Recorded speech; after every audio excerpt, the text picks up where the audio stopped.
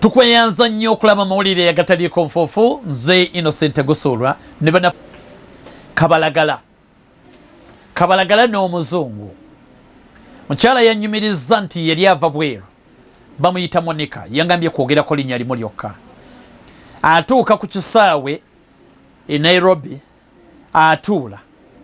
Bw'atuula yalina ekisawo kyene nga mulimu kabalagala, naye akawooka akabalagala okamanyi. Aba atudde asoma akatabo, n'ekisawo kye kiri awo kirimu kabalagala, tadde mu kaveera, soma katabo ke, omuzungu n'ajja n'atuula naye. Omuzungu bw'atuula teyamufaako. Agenda okulaba omuzungu naye alya kabalagala. Naye ng'amuggira ddala mu kisawo kye mwenyini. N'anyiiga ne n'agamba sijja kuyombera mmere. Naye omuzungu g'ajooga ng'anyooma. N'atandika okulya kabalagala, bw'alya kabalagala n'akwatako kamu n'akawa omukyala ono. N'ekitundu ekyasembayo n'ayuzaamu n'amuwa. Omukyala n'agamba sijja kuyombera kabalagala, leka alye. Teyamunyega. Ennyonyi gy'alina okugenderamu n'etuuka n'agenda.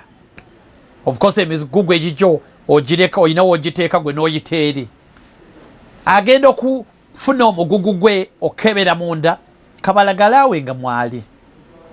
Ekitegeeza nti omuzungu kabalagala gwe yali alya teyali wa mukyalo ono.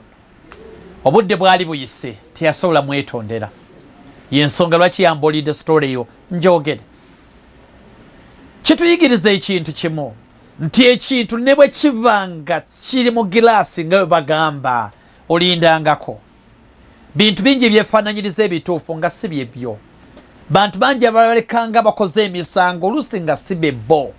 N'owemuka mbe emikwano mube ŋŋanda nga si yakikoze, naye nga buli kimu kyonna kiraga yiye.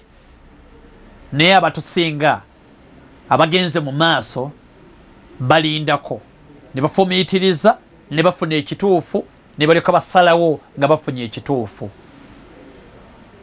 Toli mwavu, mutwe gwo gwe mwavu.